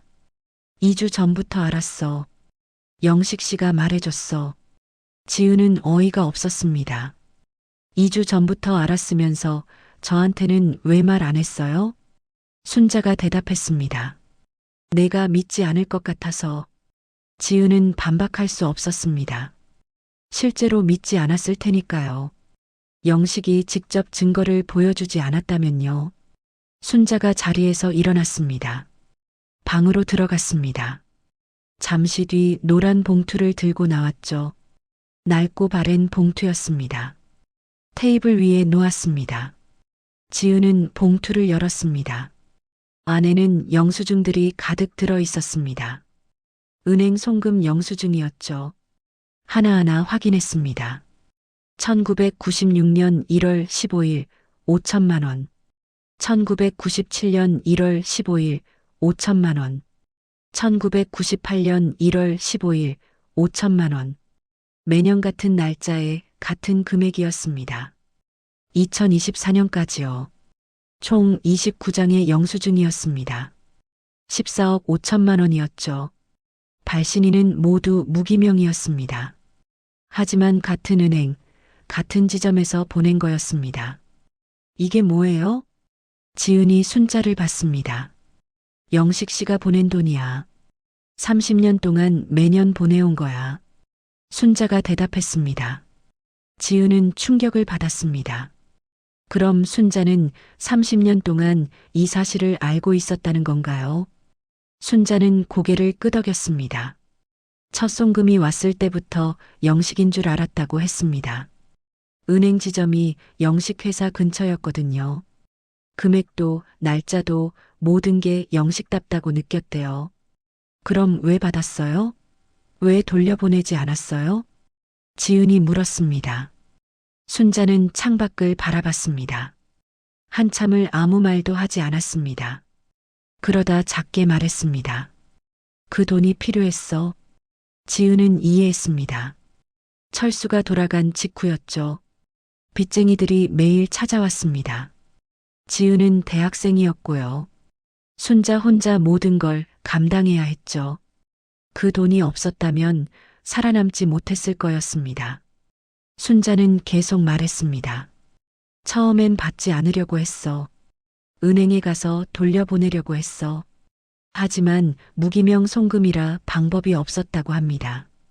그리고 솔직히 말하면 그 돈이 절실했대요. 당장 다음 달 월세도 낼 수 없는 상황이었으니까요. 그래서 받았다고 했습니다. 하지만 단 한 푼도 쓰지 않았어. 순자가 말했습니다. 지은은 고개를 가로저었습니다. 무슨 말이에요? 순자가 다시 방으로 들어갔습니다. 이번엔 통장을 들고 나왔습니다. 오래된 통장이었습니다. 30년 된 통장이었죠. 순자는 통장을 지은에게 건넸습니다. 지은은 첫 페이지를 펼쳤습니다. 1996년 1월 16일 입금 5천만 원. 1996년 1월 17일 출금 30만 원. 1997년 1월 16일 입금 5천만 원. 1997년 1월 17일 출금 30만 원. 매년 같은 패턴이었습니다. 5천만 원이 들어오면 30만 원만 출금하고 나머지는 그대로 두는 거였습니다. 지은은 마지막 페이지로 넘겼습니다. 잔액이 13억 3천만 원이었습니다. 순자는 30년 동안 생활비로 딱 필요한 만큼만 썼던 거였습니다. 한 달에 30만 원씩이요. 나머지는 단 한 푼도 건드리지 않았죠. 왜 그랬어요? 지은이 순자를 봤습니다. 영식 씨 돈을 쓰고 싶지 않았어. 하지만 완전히 거절할 수도 없었어. 순자가 대답했습니다. 그 돈이 영식의 참외라는 걸 알았으니까요. 그래서 최소한만 쓰고 나머지는 모아뒀다고 했습니다. 언젠가 돌려주려고요. 지은은 통장을 내려놨습니다. 손이 떨렸습니다. 30년 동안 순자는 이 비밀을 혼자 간직하고 있었던 거였습니다. 지은에게도 누구한테도 말하지 않고요. 순자가 다시 말했습니다. 6개월 전 병원에서 영식 씨를 만났을 때 충격이었어. 60년 만에 재회였으니까요. 영식은 순자에게 모든 진실을 말했대요. 윤상철의 배신, 판결문, 그리고 자신의 죄책감. 순자는 그제야 확신했다고 합니다. 영식도 피해자였다는 걸요. 하지만 동시에 복잡했대요. 영식을 용서해야 할까요? 아니면 여전히 원망해야 할까요? 순자는 결정을 내릴 수 없었다고 했습니다. 그래서 만나기로 했대요. 이야기를 나누기로요. 지금은 어때요? 영식 씨를 용서했어요? 지은이 물었습니다. 순자는 고개를 끄덕였습니다. 용서했어. 아니, 정확히는 용서할 게 없었어. 영식 씨도 피해자였으니까. 지은은 한숨을 쉬었습니다. 그럼 이제 어떻게 할 거예요? 순자는 잠시 망설였습니다. 그리고 조심스럽게 말했습니다. 영식 씨가 시한부래. 췌장암 말기야. 6개월 시한이었는데 이미 3개월이 지났대요. 남은 시간이 3개월밖에 없다고 했습니다. 영식 씨 옆에 있어주고 싶어? 마지막 3개월 동안이라도. 순자가 말했습니다. 60년 전 사랑했던 사람이니까요. 그리고 30년 동안 오해했던 사람이니까요. 지은은 순자 얼굴을 자세히 봤습니다. 80세의 주름진 얼굴이었습니다. 하지만 눈은 맑았습니다. 확신에 차 있었죠. 아버지는 어떻게 되는 거예요? 아버지가 돌아가신 건 사실 아니에요? 지은이 물었습니다. 순자는 고개를 숙였습니다. 눈물이 뺨을 타고 흘러내렸습니다. 그래도 이번엔 닦지 않았습니다. 그냥 흐르는 대로 뒀죠. 한참 뒤에 말했습니다. 철수한테 미안해. 평생 미안했어. 사랑하지 않으면서 결혼했으니까요. 하지만 최선을 다해 좋은 아내가 되려고 했대요. 철수도 알고 있었을 거야. 내 마음속에 다른 사람이 있다는 걸. 순자가 말했습니다. 하지만 철수는 한 번도 뭐라고 하지 않았대요. 그저 순자를 사랑했을 뿐이라고요. 순자는 울먹이며 말했습니다. 철수한테 너무 미안해. 하지만 영식 씨도 포기할 수 없어. 이번이 마지막 기회니까요. 3개월 뒤면 영식은 이 세상에 없을 테니까요. 지은은 순자 손을 잡았습니다.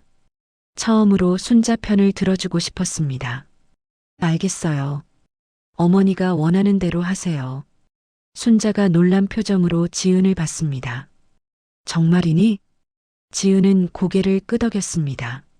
어머니도 행복할 자격이 있어요. 80년 인생 동안 충분히 희생했어요. 순자는 지은의 손을 꽉 잡았습니다. 고마워, 지은아. 정말 고마워. 몇 번이고 고맙다고 했죠. 지은은 순자를 안았습니다. 순자도 지은을 안았습니다. 오랜만에 느껴보는 따뜻함이었습니다. 그날 밤 지은은 오래된 사진첩을 꺼냈습니다. 철수 사진들이 있는 앨범이었죠. 철수의 얼굴을 오래 들여다봤습니다. 철수라면 뭐라고 했을까요? 순자가 첫사랑을 다시 만나는 걸 허락했을까요? 지은은 알 것 같았습니다. 철수는 허락했을 거였습니다. 철수는 그런 분이었으니까요. 순자를 진심으로 사랑했던 분이니까요. 순자의 행복을 누구보다 바랐을 뿐이니까요. 지은은 철수 사진에 대고 속삭였습니다. 아버지, 제가 어머니 잘 지켜볼게요. 걱정하지 마세요. 사진 속 철수는 웃고 있었습니다. 다음 날 아침 지은은 순자에게 말했습니다. 제가 김영식 씨를 직접 만나볼게요. 제대로 이야기를 나눠보고 싶어요. 순자는 고맙다는 표정으로 고개를 끄덕였습니다. 지은은 영식에게 전화를 걸었습니다. 만나고 싶어요. 영식은 언제든 좋다고 했습니다. 그날 오후 지은은 영식의 집으로 갔습니다. 이번엔 적대감을 갖고 간 게 아니었습니다. 제대로 알고 싶어서 간 거였죠. 영식은 문을 열어줬습니다. 지난번보다 더 야위어 보였습니다. 병이 진행되고 있는 게 느껴졌죠. 거실에 앉았습니다. 영식이 차를 내왔습니다. 지은은 단도직입적으로 물었습니다. 어머니를 정말 사랑해요? 영식은 고개를 끄덕였습니다. 60년 전에도 지금도 사랑합니다. 단 한 번도 잊은 적이 없어요. 지은은 다시 물었습니다. 남은 시간이 얼마나 돼요? 영식이 대답했습니다. 길어야 3개월이에요. 의사는 2개월이라고 했지만 버티고 있어요. 영식은 순자를 보고 싶어서라고요. 지은은 마지막 질문을 했습니다. 어머니께 뭘 바라요? 영식은 한참을 생각하더니 대답했습니다. 아무것도 바라지 않아요. 그저 옆에 있게 해주세요. 말없이 함께 있을 수 있게 해달라고 했죠. 그것만으로도 충분하다고요. 지은은 일어섰습니다. 알겠어요. 어머니를 잘 모셔주세요. 영식은 고개를 깊이 숙였습니다. 고맙습니다. 평생 은혜를 잊지 않겠습니다. 지은은 영식의 집을 나섰습니다. 이상하게 마음이 편했습니다. 옳은 결정을 한 것 같았거든요. 집으로 돌아와서 순자에게 말했습니다. 마음 편히 영식 씨를 만나요. 제가 응원할게요. 순자는 눈물을 흘렸습니다. 하지만 이번엔 슬픈 눈물이 아니었습니다. 고마움의 눈물이었죠. 그날부터 순자는 매일 영식을 만나러 갔습니다. 더 이상 숨기지 않았습니다. 당당하게 외출했죠. 지은은 순자를 배웅했습니다. 돌아올 때까지 기다렸습니다. 순자는 영식과 함께 시간을 보냈습니다. 공원을 산책하기도 하고요. 영식의 집에서 차를 마시기도 했대요. 때로는 그냥 나란히 앉아 아무 말도 하지 않았대요. 그것만으로도 행복하다고 했죠. 지은은 순자의 표정이 밝아지는 걸 봤습니다. 80년 인생 처음으로 진짜 행복해 보였습니다. 그 모습을 보니 지은의 결정이 옳았다는 확신이 들었습니다. 2개월이 흘렀습니다. 순자와 영식은 매일 만났습니다. 처음엔 공원에서 만났지만 점점 영식의 컨디션이 나빠졌죠. 더 이상 밖에 나갈 수 없게 되었습니다. 순자는 영식의 집으로 찾아갔습니다. 아침 10시에 나갔다가 저녁 6시에 돌아왔죠. 지은은 순자를 배웅하고 마중했습니다. 순자는 돌아올 때마다 조금씩 지쳐 보였습니다. 하지만 불평하지 않았죠. 오히려 감사하다고 했습니다. 이런 시간을 가질 수 있어서 다행이라고요. 어느 날 저녁이었습니다. 순자가 평소보다 일찍 돌아왔습니다. 오후 4시였죠. 얼굴이 창백했습니다. 지은은 놀라서 달려갔습니다. 어머니, 무슨 일 있어요? 순자는 소파에 앉았습니다. 한참을 아무 말도 하지 않았습니다. 그러다 작게 말했습니다. 영식 씨가 많이 안 좋아. 의사가 왔었대요. 이제 한 달도 안 남았다고 했대요. 순자의 눈에 눈물이 고였습니다. 지은은 순자 옆에 앉았습니다. 순자 손을 잡았죠. 영식 씨가 부탁을 했어. 너를 한번 만나고 싶다고 해. 할 말이 있대. 순자가 말했습니다. 지은은 고개를 끄덕였습니다. 내일 가볼게요. 다음 날 오전 지은은 영식의 집으로 갔습니다. 순자와 함께요. 문을 여니 영식이 휠체어에 앉아 있었습니다. 2개월 전보다 훨씬 더 야위어 있었습니다. 얼굴은 헬쑥했고 눈은 깊이 들어가 있었죠. 하지만 눈빛만은 여전히 또렷했습니다. 영식이 두 사람을 보고 미소 지었습니다. 와줘서 고마워요. 지은은 소파에 앉았습니다. 순자는 영식 옆 의자에 앉았습니다. 영식이 지은 쪽을 보며 말했습니다. 시간을 내줘서 고마워요. 마지막으로 할 말이 있어요. 지은은 들을 준비가 되어 있다고 대답했습니다. 영식은 천천히 이야기를 시작했습니다. 자기 인생 이야기였습니다. 60년 전 순자를 만났던 날, 너무 행복했던 1년, 그리고 갑작스런 이별. 그때 세상이 무너지는 것 같았어요. 왜 순자 씨가 떠났는지 이해할 수 없었어요. 영식이 말했습니다. 한참을 방황했다고 합니다.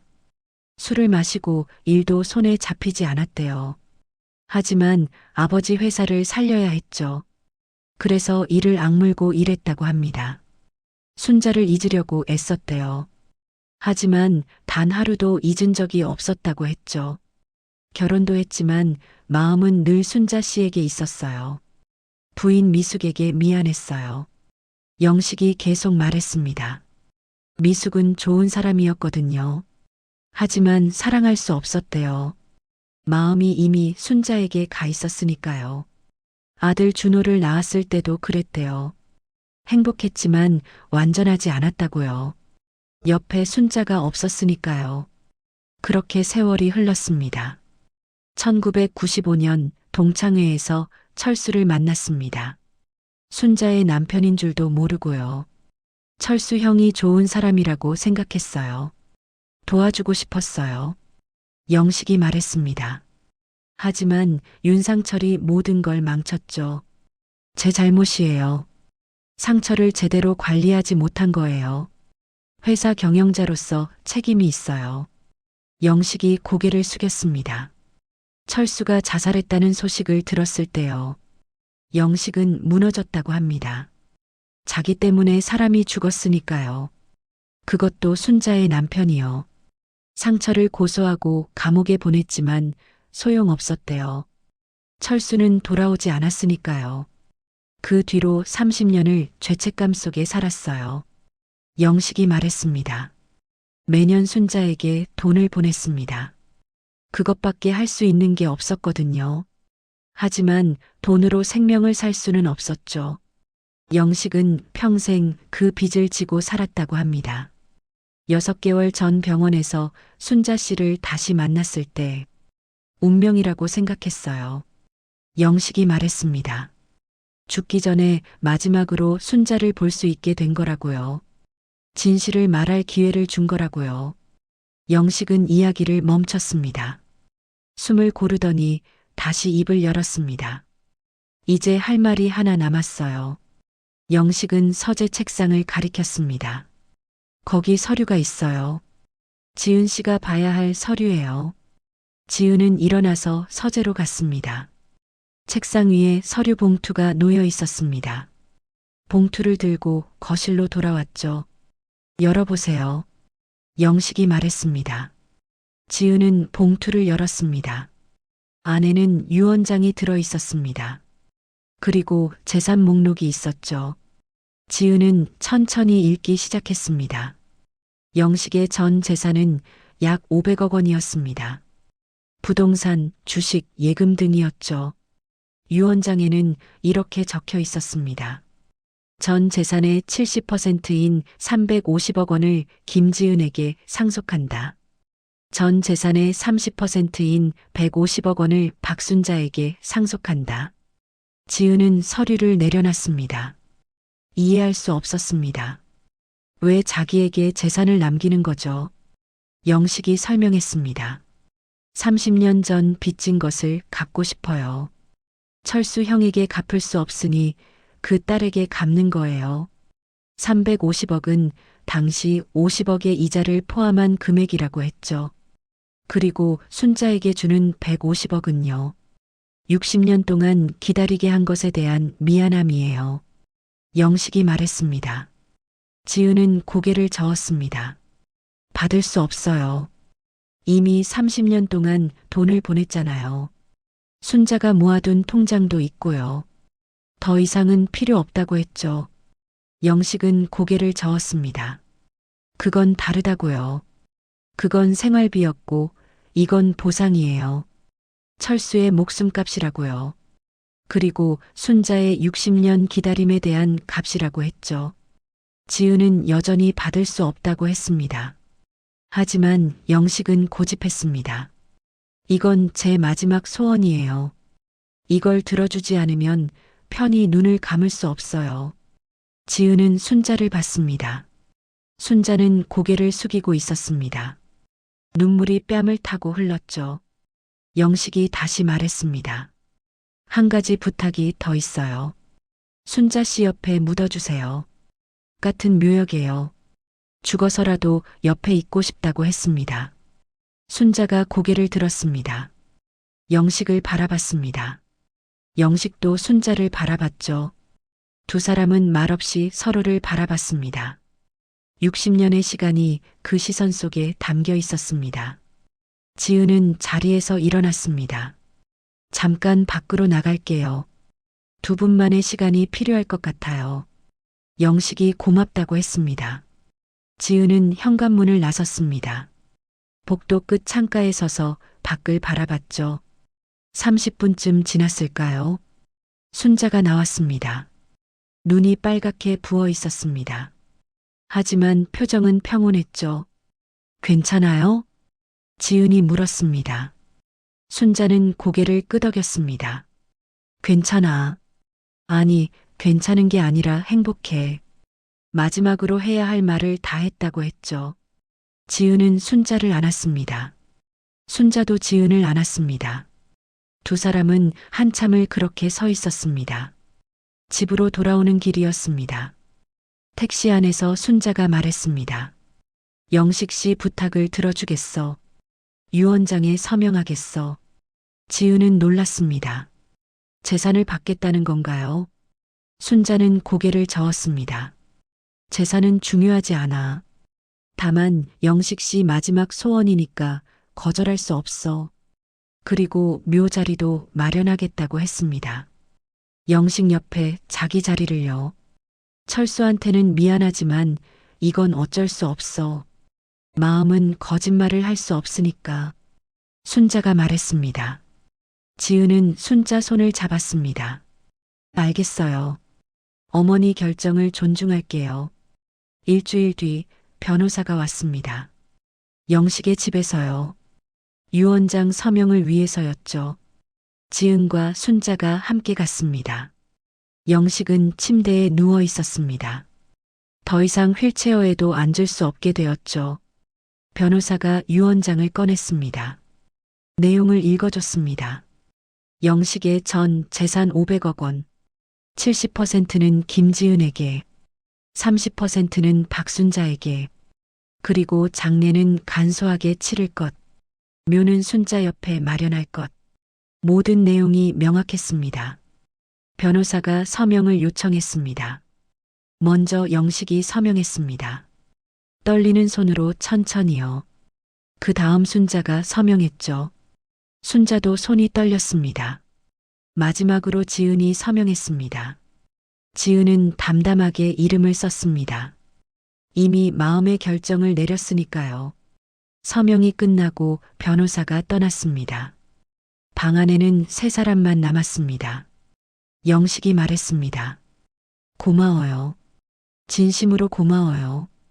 이제 편히 눈을 감을 수 있을 것 같다고 했죠. 순자가 영식의 손을 잡았습니다. 괜찮아요. 걱정하지 마세요.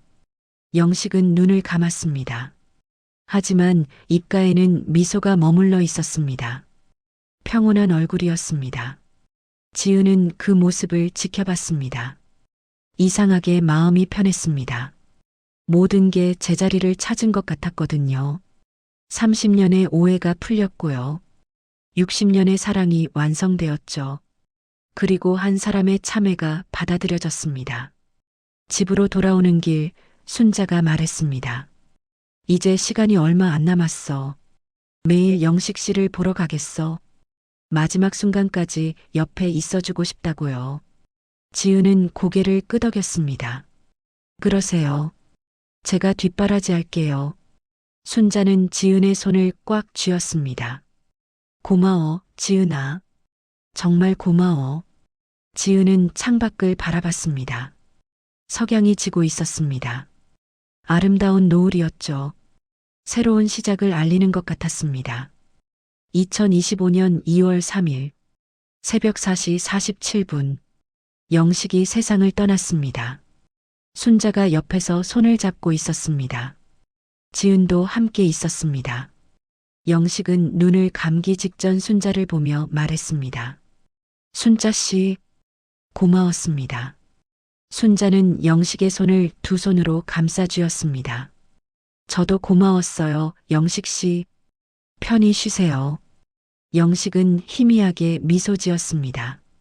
그리고 천천히 눈을 감았습니다. 심전도 기계의 선이 일자가 되었습니다. 순자는 눈물을 흘리지 않았습니다. 그저 영식의 손을 쓰다듬으며 속삭였습니다. 이제 편히 쉬라고요. 수고했다고요. 장례식은 영식의 유언대로 간소하게 치러졌습니다. 3일장이었습니다. 조문객은 많지 않았습니다. 영식의 아들 준호가 왔고요. 회사 직원 몇 명이 왔죠.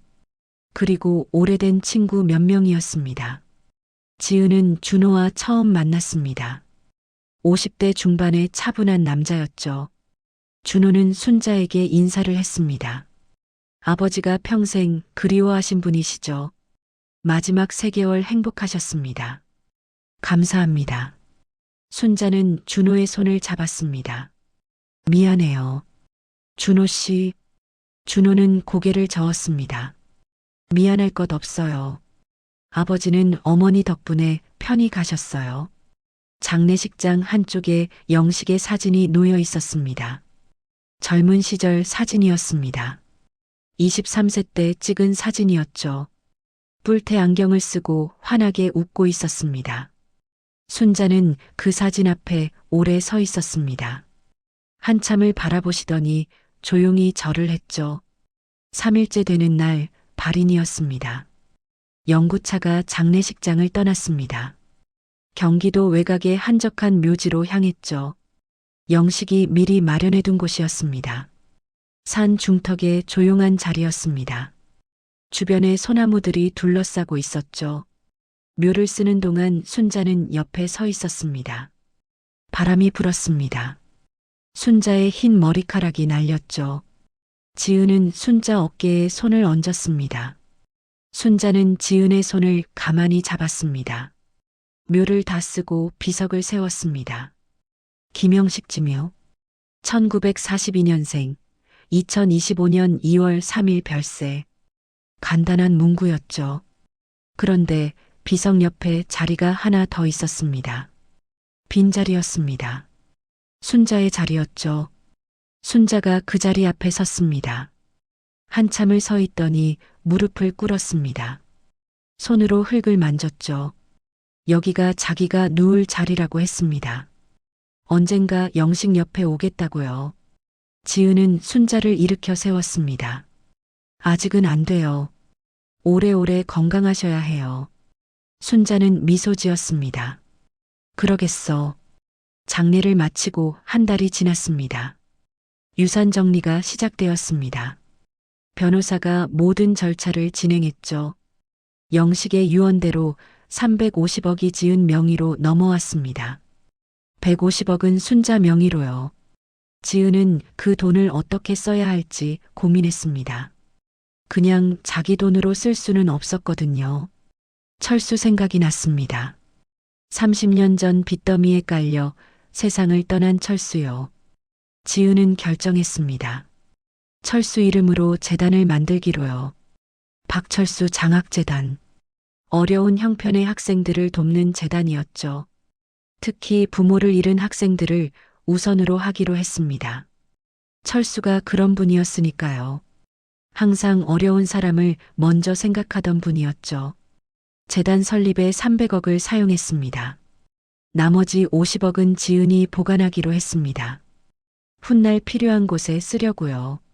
순자도 받은 150억을 기부했습니다. 요양원 건립 기금으로요.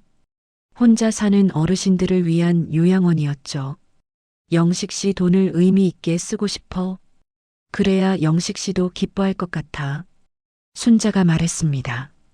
3개월이 더 지났습니다. 어느 봄날이었습니다.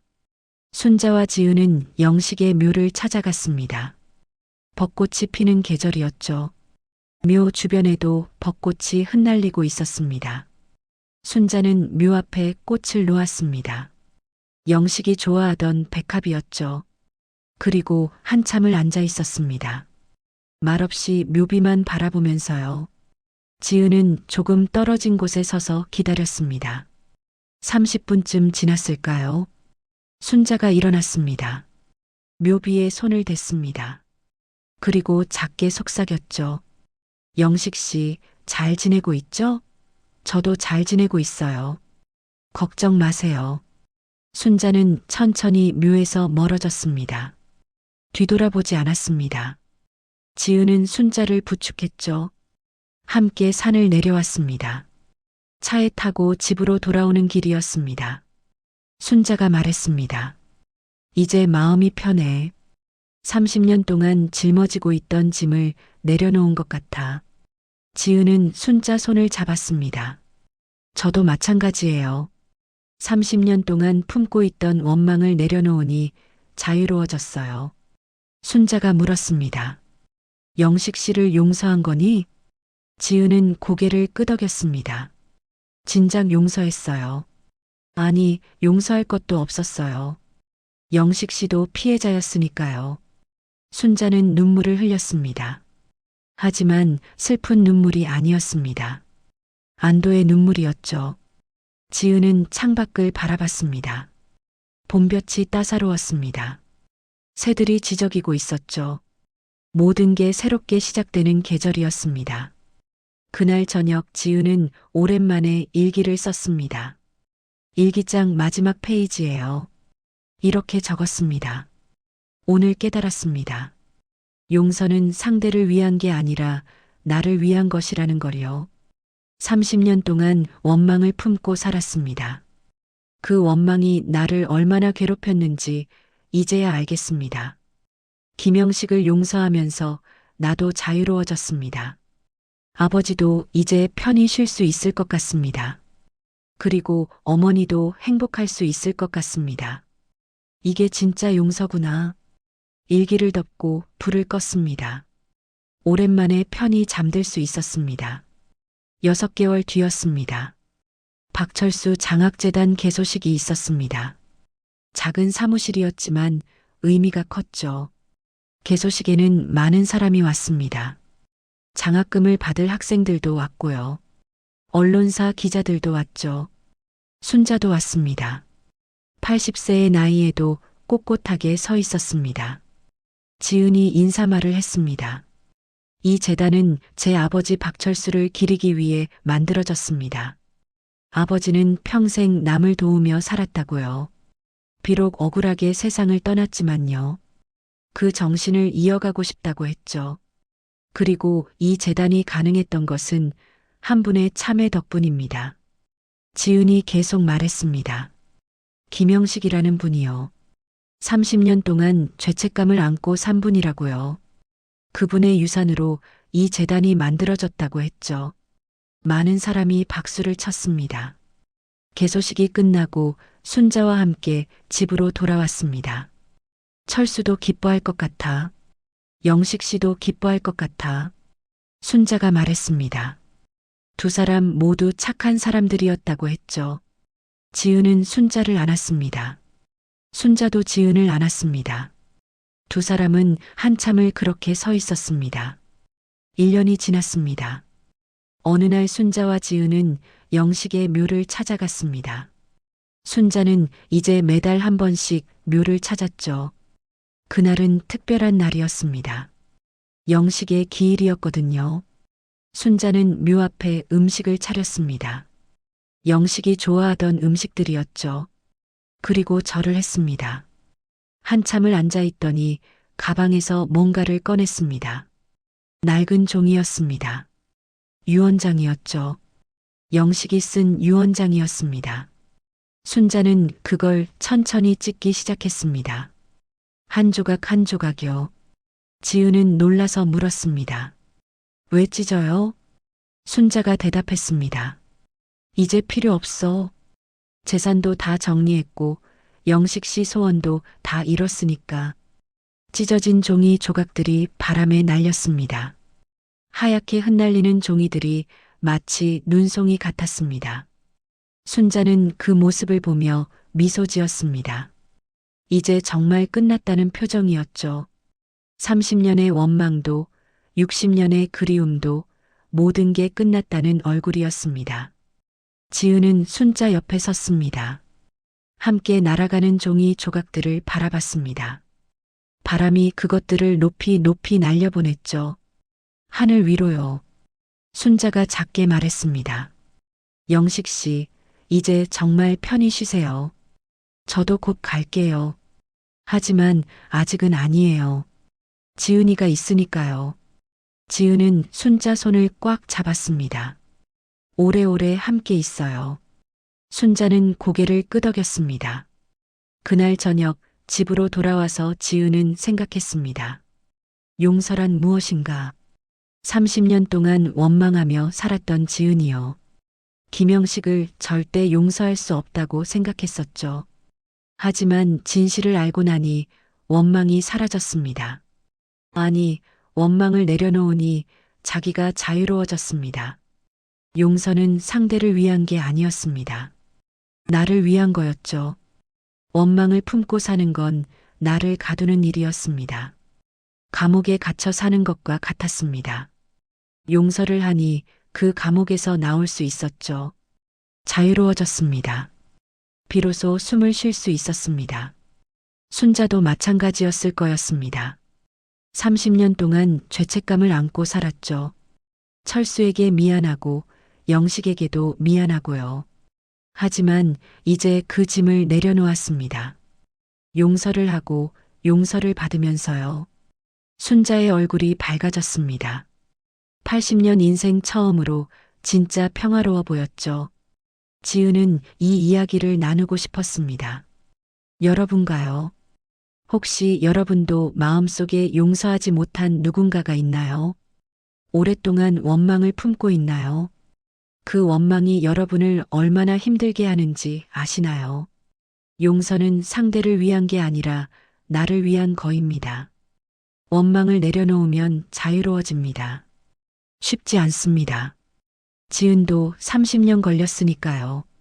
하지만 한번 시도해 보세요. 작은 용서부터 시작해 보세요. 그러면 마음이 가벼워질 겁니다. 이 이야기가 여러분께 작은 위로가 되었으면 좋겠습니다. 그리고 용기가 되었으면 좋겠습니다. 댓글로 여러분의 이야기를 들려주세요. 용서에 관한 이야기를요. 혹은 아직 용서하지 못한 이야기를요. 함께 나누면 조금은 가벼워질 수 있을 겁니다. 그리고 이 영상이 도움이 되었다면 좋아요를 눌러주세요. 더 많은 분들이 이 메시지를 받을 수 있도록 구독도 부탁드립니다. 여러분 모두 원망을 내려놓고 자유로워지시길 바랍니다. 그리고 남은 인생을 평화롭길 바랍니다.